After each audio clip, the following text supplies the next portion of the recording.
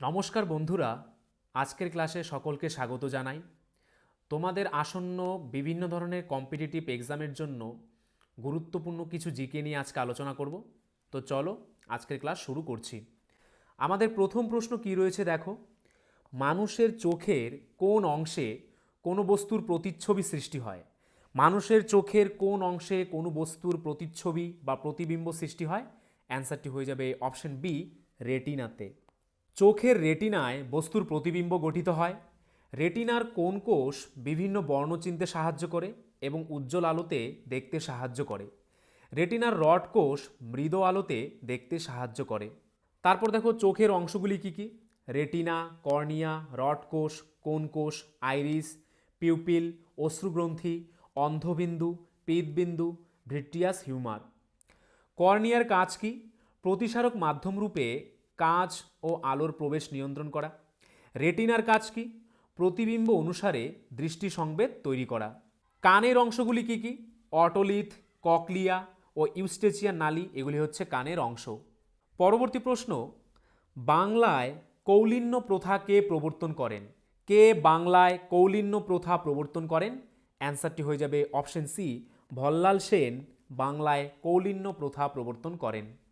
কৌলিন্য হল হিন্দুকুল ও বর্ণ সমীকরণ আইন, যা বল্লাল সেন দ্বারা 1158 থেকে 69 সনে সেন সাম্রাজ্যে প্রবর্তিত হয়।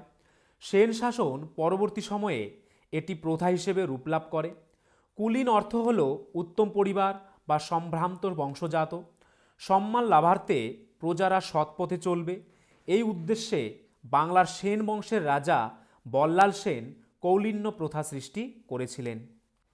এবার আমরা দেখে নেব ইতিহাসের বিভিন্ন প্রথা। ইতিহাসের বিভিন্ন প্রথা কে কবে চালু করেছেন? দেখো কি রয়েছে প্রথমে, মনসবদারি প্রথা চালু করেছেন কে? আকবর। দাগ ও হুলিয়া প্রথা ও সেনাদের নগদ বেতন চালু করেছেন কে? আলাউদ্দিন খলজি। পাট্টা ও কাবুলিয়ত প্রথা কে চালু করেছেন? শেরশাহ। কৌলিন্য প্রথা চালু করেছেন কে? বল্লাল সেন। তিনি অদ্ভুত সাগর ও দান সাগর নামে দুটি গ্রন্থ রচনা করেছেন। সিজদা ও পাইবস প্রথা চালু করেছেন কে? গিয়াসউদ্দিন বলবন। 40 চক্র ও ইক্তা ব্যবস্থা চালু করেছেন কে? ইলতুৎমিশ। ডাক ব্যবস্থা কে চালু করেছেন? শেরশাহ। ঋণদান প্রথা কে চালু করেছেন? ফিরোজ শাহ তুগলক। চৌথ ও স্বদেশমুখী প্রথা কে চালু করেছিলেন? শিবাজি। রাউতোয়ারি প্রথা কে চালু করেছেন? আলেকজান্ডার রিড ও টমাস মনরো। মহলওয়ারি ব্যবস্থা কে প্রচলন করেছিলেন? Halt McKenzie. ভাইয়াচারি ব্যবস্থা কে প্রচলন করেছেন? এলফিনস্টোন। চিরস্থায়ী বন্দোবস্ত লর্ড কর্নওয়ালিস। ইকতাদারি প্রধান নিজামুল মুলক। নালন্দা বিশ্ববিদ্যালয় কে প্রতিষ্ঠা করেছেন? প্রথম কুমারগুপ্ত। অদন্তপুরী বিশ্ববিদ্যালয়ের প্রতিষ্ঠাতা কে ছিলেন? গোপাল। বিক্রমশিলা বিশ্ববিদ্যালয়ের প্রতিষ্ঠাতা কে ছিলেন? ধর্মপাল। জগদ্দল বিশ্ববিদ্যালয়ের প্রতিষ্ঠাতা কে ছিলেন? রামপাল। বন্ধুরা আরেকটি কথা, WBP constable, SI and KP constable অধ্যায়ভিত্তিক সেরা প্রস্তুতি নিতে আমাদের হোয়াটসঅ্যাপ নাম্বারে একবার হোয়াটসঅ্যাপ করে নাও। গণিত, ইংরেজি, জিকে, রিজনিং প্রত্যেকটা বিষয়ে একদম অধ্যায় ধরে ধরে বেসিক লেভেল থেকে একদম প্রথম থেকে ক্লাস করানো হবে। মাসিক কোনো বেতন নেই, পরীক্ষা পর্যন্ত সেরা গাইডেন্স পাবে নতুন সিলেবাস অনুযায়ী। Live class, recorded class plus PDF all পাবে। একবার পেমেন্ট করলেই যতদিন না চাকরি পাচ্ছ ক্লাস করতে পারবে। One time payment. 5 জন আলাদা আলাদা টিচার্সের মাধ্যমে তোমাদের প্রত্যেকটি সাবজেক্ট ধরে ধরে অঙ্ক একদম যারা কিছুই বুঝতে পারো না তাদের জন্য জলের মতো সহজ করে বুঝিয়ে দেওয়া হবে। আমাদের কলকাতা পুলিশের এসআইতে আমরা 95% হুবহু প্রশ্ন কমন দিয়েছি প্রমাণসহ। সেই কমনের প্রমাণ পেতে তোমরা জয়েন করে নাও আমাদের টেলিগ্রাম চ্যানেলে বেঙ্গলি নলেজ একাডেমিতে, লিঙ্ক ইন ডেসক্রিপশন। এটি আমাদের 7 নম্বর ব্যাচ। প্রথম 100 জন 30% ডিসকাউন্ট পাবে। প্রথম 100 জন 30% ডিসকাউন্ট পাবে। তাই ভাই, তোমার যদি একটি সিট এনি হাউ চাই, যেহেতু পশ্চিমবঙ্গ পুলিশ এবং কলকাতা পুলিশ দুটো ভ্যাকেন্সি বেরিয়েছে, তাই একটিতে না একটিতে কিন্তু তোমার হবেই এবার। যদি আমাদের কাছে প্রস্তুতি নাও, 95% হুবহু কমন দেওয়ার দায়িত্ব আমাদের। তোমরা শুধু পড়াশোনা করবে। তো প্রস্তুতি নিতে হলে কিন্তু স্ক্রিনে দেওয়া নাম্বারে একবার অবশ্যই হোয়াটসঅ্যাপ করে নাও। একদম বেসিক থেকে ধরে ধরে প্রথম থেকে সমস্ত ক্লাস করানো হবে। পরবর্তী প্রশ্ন, কোন আইনকে জওহরলাল নেহেরু দাসত্বের সনদ বলে বর্ণনা করেছেন? কোন আইনকে জওহরলাল নেহেরু দাসত্বের সনদ বলে বর্ণনা করেছেন? অ্যান্সারটি হয়ে যাবে অপশন ডি। 1935 সালের ভারত শাসন আইনকে নেহেরু দাসত্বের সনদ বলে বর্ণনা করেছেন। ভারত সরকার আইন 1935কে জওহরলাল নেহেরু দ্বারা দাসত্বের সনদ বলা হয়েছিল। এই আইনটি ভারতে ব্রিটিশ শাসন রক্ষা ও বজায় রাখার চেষ্টা করেছিল। এটি প্রাদেশিক রাজতন্ত্রের বিলুপ্তি ঘটিয়েছিল এবং কেন্দ্রে স্বৈরাচার প্রবর্তন করেছিল। এটি ভারতীয় পরিষদকে বিলুপ্ত করেছিল এবং একটি উপদেষ্টা সংস্থা চালু করেছিল। পরবর্তী প্রশ্ন, ভারতের বৃহত্তম স্বাদু জলের হ্রদ কোনটি? ভারতের বৃহত্তম স্বাদু জল বা মিষ্টি জলের হ্রদ কোনটি? অ্যান্সারটি হয়ে যাবে অপশন বি, উলার হ্রদ। উলার হ্রদ জম্মু ও কাশ্মীরে অবস্থিত। এটি টেকটনিক কার্যকলাপের ফলাফল। এটি ভারতের বৃহত্তম স্বাদু জলের হ্রদ। ডাল হ্রদ, ভীমতাল, নৈনিতাল, লোকটাক এবং বড়পানি হল আরও কিছু গুরুত্বপূর্ণ স্বাদু জলের হ্রদ। তারপর দেখো, পৃথিবীর নিম্নতম হ্রদের নাম কি? মরুসাগর বা ডেড সি হচ্ছে পৃথিবীর নিম্নতম হ্রদ। পৃথিবীর বৃহত্তম লবণাক্ত জলের হ্রদের নাম কি? এটা হচ্ছে কাস্পিয়ান সাগর। পৃথিবীর বৃহত্তম মিষ্টি জলের হ্রদের নাম কি? আমেরিকার সুপিরিয়র হ্রদ। ভারতের উচ্চতম হ্রদের নাম কি? সিকিমের গুরুদংমার লেক হচ্ছে ভারতের উচ্চতম হ্রদ। ভারতের তথা এশিয়ার বৃহত্তম মিষ্টি জলের হ্রদের নাম কি? কাশ্মীরের উলার হ্রদ। ভারতের বৃহত্তম লবণাক্ত জলের উপহ্রদ বা লেগুনের নাম কি? উড়িষ্যার চিল্কা হ্রদ। রাজস্থানের লবণাক্ত হ্রদকে কি বলা হয়? রান বলা হয়। মণিপুরের লোকটাক হ্রদ উত্তর পূর্ব ভারতের বৃহত্তম হ্রদ। এটি কি জাতীয় হ্রদ? এটি একটি মিষ্টি জলের হ্রদ। প্যাংগং নামক লবণাক্ত হ্রদটি কোন কেন্দ্রশাসিত অঞ্চলে অবস্থিত? লাদাখে। পশ্চিমবঙ্গের কোন নদীতে সবচেয়ে বেশি অশ্বক্ষুরাকৃতি হ্রদ দেখা যায়? ভাগীরথী নদীতে। ভারতের কোলেরু হ্রদ কোন দুটি নদীর বদ্বীপের মধ্যবর্তী হ্রদ? গোদাবরী এবং কৃষ্ণা নদীর মধ্যবর্তী নদীর হ্রদ। এটি কেরলের অষ্টমুদি হ্রদ 1971 সালের রামসর কনভেনশনের অংশ হিসেবে গুরুত্ব পায়। 2002 সালে রামসর সাইটের আওতায় এসেছে। ভারতের মনুষ্যসৃষ্ট একটি কৃত্রিম হ্রদের নাম কি? গোবিন্দসাগর হ্রদ। চেন্নাইয়ের সন্নিকটে তামিলনাড়ু ও অন্ধ্রপ্রদেশের সীমান্তে কোন হ্রদটি অবস্থিত? পুলিকট হ্রদ। এটি করমণ্ডল উপকূলে অবস্থিত দ্বিতীয় বৃহত্তম উপকূলীয় হ্রদ। তাল শব্দের অর্থ কি? তাল শব্দের অর্থ হচ্ছে হ্রদ। উত্তরাখণ্ডের সোমশিরি, নৈনিতাল, ভীমতাল, সাততাল, পুনতাল হ্রদগুলি কি জাতীয় হ্রদ? এগুলি মিষ্টি বা স্বাদু জলের হ্রদ। রাজস্থানের সম্বর, দিদওয়ানা প্রভৃতি হ্রদ কি জাতীয়? ভারতের বৃহত্তম লবণাক্ত জলের হ্রদ 2002 সালে রামসর সাইটের তকমা পেয়েছে সম্বর। এটি ভারতের বৃহত্তম লবণাক্ত জলের হ্রদ। পুষ্কর মিষ্টি জলের কৃত্রিম হ্রদ, লুনি নদীর ওপর অবস্থিত। হেমকুণ্ড এবং রূপকুণ্ড হ্রদগুলি কোন রাজ্যে অবস্থিত? উত্তরাখণ্ডে অবস্থিত। পরবর্তী প্রশ্ন, যখন কোনো বস্তুর গতি দ্বিগুণ হবে তার গতিশক্তির কিরূপ পরিবর্তন হয়? তখন তার গতিশক্তি তার 4 গুণ হয়। যেহেতু বস্তুর গতিশক্তি দ্রুতির বর্গহারে বৃদ্ধি পায়, সেহেতু বস্তুর দ্রুতি দ্বিগুণ করা হলে এর গতিশক্তি 4 গুণ হবে। পরবর্তী প্রশ্ন, দীপিকা কুমারী নিচের কোন খেলার সাথে যুক্ত? দীপিকা কুমারী নিচের কোন খেলার সাথে যুক্ত? অ্যান্সারটি হয়ে যাবে অপশন ডি, তীরন্দাজি বা আর্চার খেলার সঙ্গে যুক্ত। এবার আমরা দেখে নেব ক্রীড়া সম্পর্কিত কিছু উল্লেখযোগ্য তথ্য। প্রথমে কি রয়েছে দেখো, ক্রিকেট খেলায় জড়িত কিছু উল্লেখযোগ্য ব্যক্তি: অনিল কুম্বলে, কপিল দেব, বীরেন্দ্র সেহবাগ। ব্যাডমিন্টন খেলায় জড়িত কিছু উল্লেখযোগ্য ব্যক্তি: প্রকাশ পাডুকোন, পিভি সিন্ধু, সাইনা নেহওয়াল। টেনিস খেলায় জড়িত সানিয়া মির্জা, মহেশ ভূপতি। হকির সঙ্গে জড়িত ধ্যানচাঁদ, অজিত পাল সিং, রানী রামপাল, এসকে উত্থাপ্পা, দীপক ঠাকুর। ফুটবলের সঙ্গে জড়িত কিছু উল্লেখযোগ্য ব্যক্তি: সুনীল ছেত্রী, সুব্রত পাল, চুনি গোস্বামী, প্রদীপ কুমার ব্যানার্জি, বাইচুং ভুটিয়া। বক্সিংয়ের সঙ্গে জড়িত কিছু উল্লেখযোগ্য ব্যক্তি: মেরি কম, দীনেশ কুমার, জিতেন্দর কুমার। দৌড়ের সঙ্গে জড়িত কিছু উল্লেখযোগ্য ব্যক্তি: মিলখা সিং, পিটি উষা, হিমা সিং। কাবাডির সঙ্গে জড়িত রাহুল চৌধুরী। বিখ্যাত শুটার হলেন অভিনব বিন্দ্রা ও জয়দীপ কর্মকার। গলফ খেলায় জড়িত অনির্বাণ লাহিড়ী। দাবা খেলায় জড়িত বিশ্বনাথ আনন্দ, দিব্যেন্দু বড়ুয়া। ধনুর্বিদ্যার সঙ্গে জড়িত দীপিকা কুমারী। বিলিয়ার্ডস ও সকার খেলার সঙ্গে জড়িত পঙ্কজ আদবানি। দীপিকা কুমারী একজন ভারতীয় পেশাদার তীরন্দাজ। তিনি 2010 সালের কমনওয়েলথ গেমসে মহিলাদের ব্যক্তিগত ইভেন্টে একটি স্বর্ণপদক জিতেছিলেন। 2012 সালে ভারতের রাষ্ট্রপতি প্রণব মুখার্জি তাকে অর্জুন পুরস্কারে ভূষিত করেন। ভারত সরকার তাকে 2016 সালে অসামরিক সম্মান পদ্মশ্রী দ্বারা ভূষিত করে। পরবর্তী প্রশ্ন, মানবদেহে বৃক্কের পরিস্রাবণ একককে কি বলা হয়? মানবদেহে বৃক্কের পরিস্রাবণ একক বা ইউনিটকে কি বলা হয়? অ্যান্সারটি হয়ে যাবে অপশন এ, নেফ্রন বলা হয়। প্রতিটি বৃক্কে অসংখ্য পরিস্রাবণ একক থাকে যাদের নেফ্রন বলা হয়। প্রতিটি নেফ্রন স্বল্প পরিমাণ রক্ত পরিশ্রুত করে। নেফ্রনকে বৃক্ষের কার্যকারী একক বলা হয়। নেফ্রন রক্ত থেকে বর্জ্য এবং অতিরিক্ত পদার্থ অপসারণের প্রক্রিয়াতে মূত্র উৎপাদন করে। পরবর্তী প্রশ্ন, কানপুরে 1857 সালের বিদ্রোহের নেতৃত্ব দেন কে? 1857 সালের মহাবিদ্রোহের কানপুরে নেতৃত্ব কে দেন? অ্যান্সারটি হয়ে যাবে অপশন ডি, নানা সাহেব। নানা সাহেবের আসল নাম ছিল ধুন্দুপন্ত। তিনি ছিলেন প্রয়াত পেশোয়া বাজিরাওয়ের দত্তক পুত্র। তিনি দ্বিতীয় পেশোয়া বাজিরাওয়ের উত্তরসূরি ছিলেন। 1857 সালের বিদ্রোহে তাতিয়া টোপি ছিলেন নানা সাহেবের সেনাপতি। মনে করা হয় বিদ্রোহের পতন হলে নানা সাহেব নেপালে পালিয়ে যান। রানী লক্ষ্মীবাই 1857 সালের ঝাঁসি এবং গোয়ালিয়রের বিদ্রোহের নেতৃত্বে দেন। বেগম হজরত মহল লখনৌ, আগ্রা এবং আওধে 1857 সালের বিদ্রোহের নেতৃত্ব দেন। কুনওয়ার সিং বিহারের জগদীশপুরে 1857 সালের বিদ্রোহের নেতৃত্ব দেন। পরবর্তী প্রশ্ন, সত্যজিৎ রায় পরিচালিত প্রথম ছবি কোনটি? সত্যজিৎ রায়ের পরিচালিত প্রথম ছবি কোনটি? অ্যান্সারটি হয়ে যাবে অপশন সি, পথের পাঁচালী। সত্যজিৎ রায় পরিচালিত প্রথম ছবি পথের পাঁচালী মুক্তি পায় 1955 সালে। তিনি মোট 36টি ছবি পরিচালনা করেন। এর মধ্যে 29টি ছিল কাহিনীচিত্র, 5টি তথ্যচিত্র ও 2টি স্বল্প দৈর্ঘ্যের ছবি।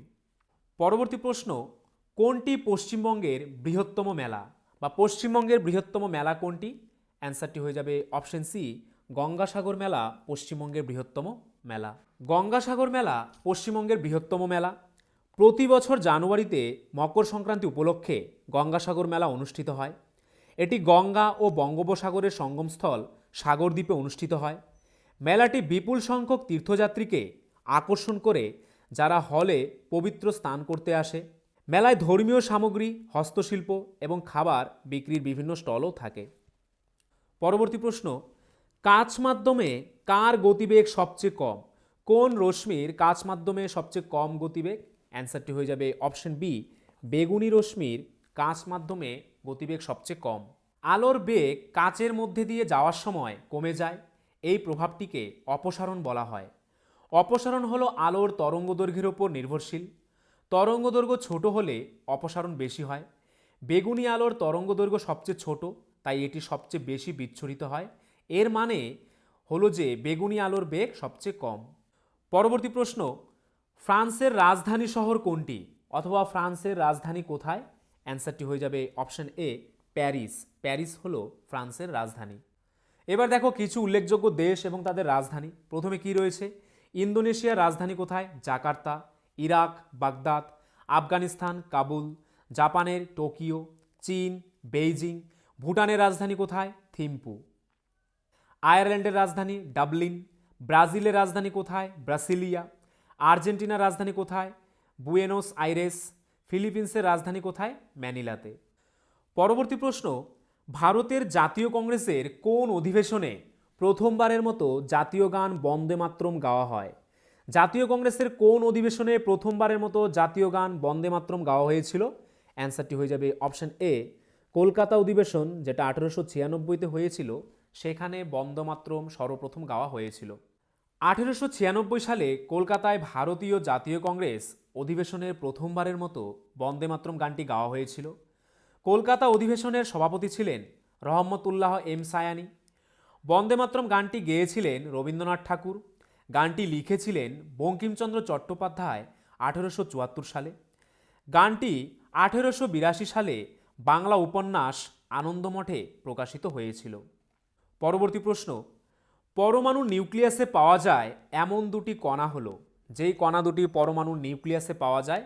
অ্যান্সারটি হয়ে যাবে অপশন সি, প্রোটন ও নিউট্রন। এই দুটি কণা পরমাণুর নিউক্লিয়াসে থাকে, যাকে সাব অ্যাটমিক কণাও বলা হয়। পরমাণুর কেন্দ্র নিউক্লিয়াস নামে পরিচিত। পরমাণুর নিউক্লিয়াস প্রোটন এবং নিউট্রন নিয়ে গঠিত। পরমাণু এবং এর গঠন আবিষ্কার করেন বিজ্ঞানী জন ডাল্টন। সমস্ত উপাদান এবং উপাদান ছোট পারমাণবিক কণা নিয়ে গঠিত। পরবর্তী প্রশ্ন, কোন পদার্থ সঞ্চিত হওয়ার ফলে পেশি ক্লান্তির উদ্ভব হয়? কোন পদার্থের সঞ্চিত হওয়ার ফলে পেশির মধ্যে ক্লান্তির উদ্ভব হয়? অ্যান্সারটি হয়ে যাবে অপশন সি, ল্যাকটিক অ্যাসিড সঞ্চিত হওয়ার ফলে পেশি ক্লান্তির উদ্ভব হয়। পেশির ক্লান্তি বলতে ক্রমাগত ক্রিয়াকলাপের সময় বা রোগগত সমস্যার কারণে উৎপন্ন পেশি বলের হ্রাসকে বোঝায়। সহজ কথায় সময়ের সাথে সাথে উৎপন্ন পেশি শক্তির হ্রাসকে পেশি ক্লান্তি বলে। বেশ কয়েকটি কারণে পেশি ক্লান্তি হয়, যার মধ্যে সর্বাধিক গুরুত্বপূর্ণ হচ্ছে ল্যাকটিক অ্যাসিডের সঞ্চার। পরবর্তী প্রশ্ন, কোন জাতীয় উদ্যানটি ইউনেস্কো ওয়ার্ল্ড হেরিটেজ সাইটের অন্তর্ভুক্ত নয়? নিচের অপশনগুলির মধ্যে কোনটি ইউনেস্কো ওয়ার্ল্ড হেরিটেজ সাইটের অন্তর্ভুক্ত নয়? অ্যান্সারটি হয়ে যাবে অপশন ডি, কানহা জাতীয় উদ্যান। কানহা জাতীয় উদ্যান হল ভারতের বাঘ সংরক্ষণের একটি এবং মধ্যপ্রদেশের বৃহত্তম জাতীয় উদ্যান। এটি ইউনেস্কোর ওয়ার্ল্ড হেরিটেজ নয়। পরবর্তী প্রশ্ন, লেবুর রসের পিএইচ এর মান কত? লেবুর রসের পিএইচ এর মান কত? অ্যান্সারটি হয়ে যাবে অপশন ডি, 2.5। তারপর দেখো কিছু সাধারণ জলীয় দ্রবণগুলির পিএইচ এর মান। 1 মিলিগ্রাম HCl এ পিএইচ এর মান কত? 0.0। পাচক রসের পিএইচ এর মান কত? 1.0। লেবুর রস 2 থেকে 3 বা 2.5। ভিনিগারে কত থাকে? 3.0। টমেটোর রসের পিএইচ এর মান কত? 4.1। বিশুদ্ধ জল বা চিনির দ্রবণের পিএইচ এর মান কত? 7.0। পরবর্তী প্রশ্ন, ভারতের গণপরিষদের কেন্দ্রীয় ক্ষমতা কমিটির সভাপতি কে ছিলেন? ভারতের গণপরিষদের কেন্দ্রীয় ক্ষমতা কমিটির সভাপতি কে ছিলেন? অ্যান্সারটি হয়ে যাবে অপশন ডি, জওহরলাল নেহেরু। জওহরলাল নেহেরু ভারতের গণপরিষদের কেন্দ্রীয় ক্ষমতা কমিটির সভাপতি ছিলেন। এম.এন. রায় 1934 সালে ভারতের গণপরিষদ গঠনের প্রস্তাব করেছিলেন। সংবিধান প্রণয়নের বিভিন্ন কাজ পরিচালনার জন্য গণপরিষদ মোট 22টি কমিটি নিয়োগ করেছিলেন। 1946 সালের 9 ডিসেম্বর নয়াদিল্লিতে প্রথমবারের মতো গণপরিষদের সভা বসেছিল এবং গণপরিষদের শেষ অধিবেশনটি হয়েছিল 1950 সালের 24শে জানুয়ারি। পরবর্তী প্রশ্ন, মানুষের শরীরে কোনটি সবথেকে কঠিন বস্তু? অথবা মানুষের শরীরের সবচেয়ে কঠিন বস্তুটির নাম কি? অ্যান্সারটি হয়ে যাবে অপশন সি, এনামেল। দাঁতের এনামেল মানুষের শরীরের সবথেকে কঠিন অংশ। দাঁতের এনামেল শরীরের সবচেয়ে শক্ত পদার্থ। এটি সবচেয়ে বেশি খনিজ পদার্থ। এনামেল হল দাঁতের বাইরের আবরণ এবং এটি দাঁতের সবচেয়ে দৃশ্যমান অংশ। পরবর্তী প্রশ্ন, নিষ্ক্রিয় প্রতিরোধ তত্ত্বের প্রথম প্রবক্তা কে ছিলেন? নিষ্ক্রিয় প্রতিরোধ তত্ত্বের প্রথম প্রবক্তা কে ছিলেন? অ্যান্সারটি হয়ে যাবে অপশন বি, অরবিন্দ ঘোষ। শ্রী অরবিন্দ ঘোষ ছিলেন আরেক ভারতীয় স্বাধীনতা সংগ্রামী যিনি নিষ্ক্রিয় প্রতিরোধের জন্য জোরালোভাবে সমর্থন করেছিলেন। নিষ্ক্রিয় প্রতিরোধকে কাজে লাগানোর মূল লক্ষ্য ছিল জাতির জন্য স্বরাজ বা স্বাধীনতা অর্জন। তিনি বিশ্বাস করতেন যে আমাদের দেশের সেবা করা এবং বিদেশিদের শৃঙ্খল থেকে মুক্ত করাই আমাদের উচ্চ উদ্দেশ্য। পরবর্তী প্রশ্ন, ভারতের সর্বপ্রথম কফি চাষের প্রচলন হয় কোন রাজ্যে? কোন রাজ্যে সর্বপ্রথম কফি চাষের প্রচলন হয়? অ্যান্সারটি হয়ে যাবে অপশন সি, কর্ণাটক রাজ্যে সর্বপ্রথম কফি চাষের প্রচলন হয়। পরবর্তী প্রশ্ন, কংগ্রেসকে আনুবীক্ষণিক সংখ্যালঘিষ্ঠ বলে কে সমালোচনা করেছিলেন? কে কংগ্রেসকে আনুবীক্ষণিক সংখ্যালঘিষ্ঠ বলে সমালোচনা করেছিলেন? অ্যান্সারটি হয়ে যাবে option D, Lord Dufferin. Lord Dufferin কংগ্রেসকে আনুবীক্ষণিক সংখ্যালঘিষ্ঠ বলে সমালোচনা করেছিলেন। ভারতীয় জাতীয় কংগ্রেসের প্রতিষ্ঠার সময়ে ভারতের ভাইসরয় ছিলেন এই লর্ড ডাফরিন। পরবর্তী প্রশ্ন, ভারতীয় সংবিধানে আলোচিত রাষ্ট্রপতি নির্বাচন পদ্ধতিটি কোন দেশের সংবিধান অনুকরণে গৃহীত? অথবা রাষ্ট্রপতি নির্বাচন পদ্ধতিটি কোন দেশের সংবিধানের অনুকরণ থেকে নেওয়া হয়েছে? অ্যান্সারটি হয়ে যাবে অপশন এ, আয়ারল্যান্ড। তারপর দেখো মার্কিন সংবিধান থেকে কি কি নেওয়া হয়েছে? মৌলিক অধিকার, বিচার বিভাগের স্বাধীনতা, বিচারিক পর্যালোচনা, রাষ্ট্রপতির অভিশংসন, সুপ্রিম কোর্ট ও হাইকোর্টের বিচারপতিদের অপসারণ ও উপরাষ্ট্রপতি পদ। ব্রিটিশ সংবিধান থেকে কি কি নেওয়া হয়েছে? সংসদীয় সরকার, আইনের শাসন, আইনসম্মত পদ্ধতি, একক নাগরিকত্ব, মন্ত্রিপরিষদ ব্যবস্থা, বিশেষাধিকার ভিত্তিক লেখ, সংসদীয় সুযোগ সুবিধা এবং দ্বিকক্ষীয় ব্যবস্থা। আইরিশ সংবিধান থেকে কি নেওয়া হয়েছে? রাষ্ট্রের নির্দেশাত্মক নীতি, রাজ্যসভায় সদস্যদের মনোনয়ন এবং রাষ্ট্রপতির নির্বাচনের পদ্ধতি। পরবর্তী প্রশ্ন, মানবদেহে অ্যান্টিবডি উৎপন্ন করে কে বা কোথায় মানবদেহে অ্যান্টিবডি উৎপাদিত হয়? অ্যান্সারটি হয়ে যাবে অপশন বি, প্লাজমা ও লসিকা। পরবর্তী প্রশ্ন, ভারতের বৃহত্তম হিমবাহ কোনটি? ভারতের বৃহত্তম হিমবাহ হচ্ছে অপশন সি, সিয়াচেন হিমবাহ। এটি হিমালয়ের কারাকোরাম পর্বতশ্রেণীর মধ্যে অবস্থিত। এটি ভারতের বৃহত্তম হিমবাহ। নুব্রা নদী সিয়াচেন হিমবাহ থেকে উৎপন্ন হয়। এটি বিশ্বের অমেরু অঞ্চলের দ্বিতীয় দীর্ঘতম হিমবাহ। এই হিমবাহটি পশ্চিমে সালতোরো রিচ এবং পূর্ব দিকে প্রধান কারাকোরাম পর্বতশ্রেণীর মধ্যে অবস্থিত। পরবর্তী প্রশ্ন, পর্বতারোহী ও বিমান চালকেরা বায়ুর চাপ মাপার জন্য কোন যন্ত্র ব্যবহার করেন? পর্বতারোহী ও বিমান চালকেরা বায়ুর চাপ মাপার জন্য কোন যন্ত্র ব্যবহার করেন? অ্যান্সারটি হয়ে যাবে অপশন ডি, অ্যানেরয়েড ব্যারোমিটার ব্যবহার করেন। পরবর্তী প্রশ্ন, কবে ডান্ডি অভিযান হয়েছিল? কবে ডান্ডি অভিযান হয়েছিল? অ্যান্সারটি হয়ে যাবে অপশন বি, 12ই মার্চ 1930 সালে ডান্ডি অভিযান হয়েছিল। সল্ট মার্চ, যা লবণ সত্যাগ্রহ, ডান্ডি মার্চ এবং ডান্ডি সত্যাগ্রহ নামে পরিচিত ছিল, মহাত্মা গান্ধীর নেতৃত্বে ঔপনিবেশিক ভারতে অহিংস নাগরিক অবাধ্যতার একটি কাজ। 12ই মার্চ 1930 থেকে 6 এপ্রিল 1930 পর্যন্ত 24 দিনের এই পদযাত্রাটি ব্রিটিশ লবণের একচেটিয়া ক্ষমতার বিরুদ্ধে কর প্রতিরোধ এবং অহিংস প্রতিবাদের একটি প্রত্যক্ষ সংগ্রাম অভিযান হিসেবে চলে। পরবর্তী প্রশ্ন, নিচের করগুলির মধ্যে কোনটি রাজ্য সরকার আরোপ এবং সংগ্রহ করে? নিম্নলিখিত করগুলির মধ্যে কোনটি রাজ্য সরকার আরোপ এবং সংগ্রহ করে? কি কি রয়েছে করগুলো দেখো, সংস্থা কর, বিক্রয় কর, ভূমি রাজস্ব কর। অ্যান্সারটি হয়ে যাবে অপশন ডি, এই সবগুলি করই কিন্তু রাজ্য সরকার আরোপ ও সংগ্রহ করে। এগুলি এমন কিছু কর যা রাজ্য সরকার ধার্য বা সংগ্রহ করে। কি কি এই করগুলো? বিক্রয় কর ও এবং ভ্যাট, পেশাগত কর, বিক্রয় কর এবং ভ্যাট, পেশাগত কর, মুদ্রাঙ্ক শুল্ক, লাক্সারি ট্যাক্স, বিনোদন কর, মোটরযান ট্যাক্স, রাজ্যে প্রবেশকারী যানবাহনের উপর কর, যাত্রী পরিবহন এবং পণ্য ট্যাক্স, কৃষি আয়ের উপর কর, জমি এবং ভবনের উপর কর, ক্যাপিটেশন ট্যাক্স, খনিজ অধিকারের উপর কর প্রভৃতি কর রাজ্য সরকার আরোপ ও সংগ্রহ করে। পরবর্তী প্রশ্ন, ভারতের বৃহত্তম তাম্র খনি কোনটি? ভারতের বৃহত্তম তাম্র খনি কোনটি?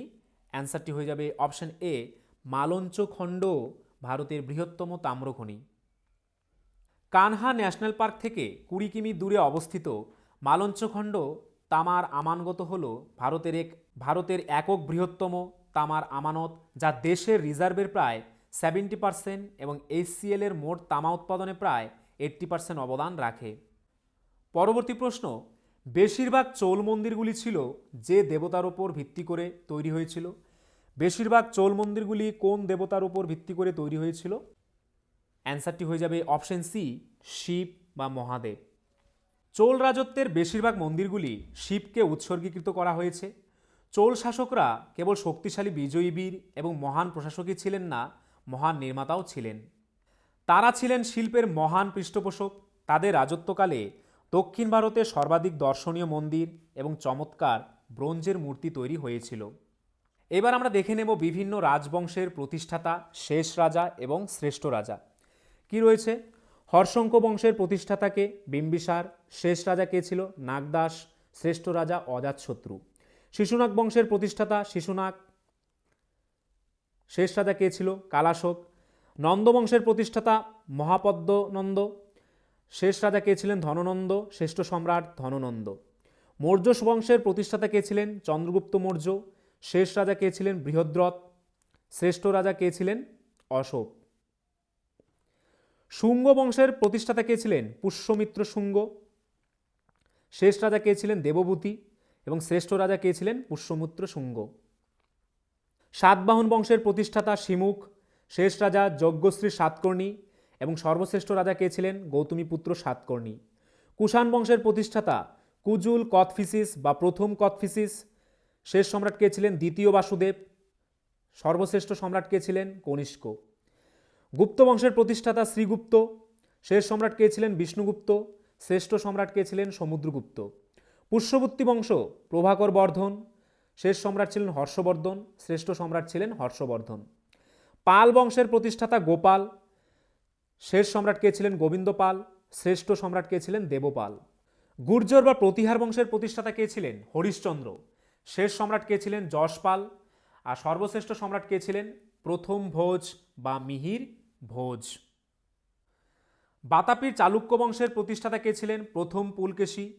সর্বশেষ রাজা কে ছিল? দ্বিতীয় কীর্তিবর্মন। আর সর্বশ্রেষ্ঠ রাজা ছিলেন দ্বিতীয় পুলকেশী। রাষ্ট্রকূট বংশের প্রতিষ্ঠাতা দন্তি দুর্গ। শেষ সম্রাট কে ছিলেন? চতুর্থ অমোঘবর্মন। শ্রেষ্ঠ রাজা ছিলেন তৃতীয় গোবিন্দ। কাঞ্চির পল্লব বংশের প্রতিষ্ঠাতা কে ছিলেন? সিংহ বিষ্ণু। শেষ সম্রাট কে ছিলেন? অপরাজিত বর্মন। শেষ সম্রাট কে ছিলেন? অপরাজিত বর্মন। সর্বশ্রেষ্ঠ সম্রাট কে ছিলেন? প্রথম নরসিংহ বর্মন। তাঞ্জোরের চোল বংশের প্রতিষ্ঠাতা কে? বিজয়লাল চোল। শেষ সম্রাট ছিলেন তৃতীয় রাজেন্দ্র চোল। সর্বশ্রেষ্ঠ সম্রাট ছিলেন প্রথম রাজরাজ চোল, প্রথম রাজেন্দ্র চোল। প্রতিষ্ঠাতা কে ছিলেন? কুতুবুদ্দিন আইবক। শেষ সম্রাট কে ছিলেন? ইলতুৎমিশ। খলজি বংশের প্রতিষ্ঠাতা কে ছিলেন? জালালউদ্দিন ফিরোজ খলজি। শেষ সম্রাট কে ছিলেন? কুতুবুদ্দিন মোবারক শাহ। সর্বশ্রেষ্ঠ সম্রাট কে ছিলেন? আলাউদ্দিন খলজি। তুগলক বংশের প্রতিষ্ঠাতা কে ছিলেন? গিয়াসউদ্দিন তুগলক। শেষ সম্রাট কে ছিলেন? নাসিরউদ্দিন মাহমুদ শাহ তুগলক। সর্বশ্রেষ্ঠ রাজা ছিলেন ফিরোজ শাহ তুগলক। সৈয়দ বংশের প্রতিষ্ঠাতা খিজির খাঁ। শেষ সম্রাট কে ছিলেন? আলাউদ্দিন আলম শাহ। শ্রেষ্ঠ সম্রাট কে ছিলেন? মোবারক শাহ। লোদি বংশের প্রতিষ্ঠাতা কে ছিলেন? বহুলুল লোদি। শেষ সম্রাট কে ছিলেন? ইব্রাহিম লোদি। এবং সর্বশ্রেষ্ঠ সম্রাট কে ছিলেন? সিকান্দার লোদি। মুঘল বংশের প্রতিষ্ঠাতা কে ছিলেন? বাবর। শেষ সম্রাট কে ছিলেন? দ্বিতীয় বাহাদুর শাহ। সর্বশ্রেষ্ঠ সম্রাট ছিলেন আকবর। সুর বংশের প্রতিষ্ঠাতা শের শাহ সুরি। শেষ সম্রাট ছিলেন আদিল শাহ সুরি এবং শ্রেষ্ঠ সম্রাট ছিলেন শের শাহ। তো বন্ধুরা, এই ছিল আজকের ভিডিও। তোমরা যদি আমাদের চ্যানেলে নতুন হয়ে থাকো, আমাদের চ্যানেলটিকে অবশ্যই সাবস্ক্রাইব করে নোটিফিকেশন অল করে রাখবে। তার পাশাপাশি তোমরা যদি আমাদের পুলিশের ব্যাচে অ্যাডমিশন নিতে চাও, তাহলে আমাদের স্ক্রিনে দেওয়া নাম্বারে একবার এক্ষুনি হোয়াটসঅ্যাপ করে নাও। আর আজকের ভিডিওর যদি পিডিএফ পেতে চাও, তাহলে আমাদের টেলিগ্রাম চ্যানেলে জয়েন করে নাও, বেঙ্গলি নলেজ একাডেমি এই চ্যানেলে, যেটি এই ভিডিও ডেসক্রিপশনে দেওয়া রয়েছে।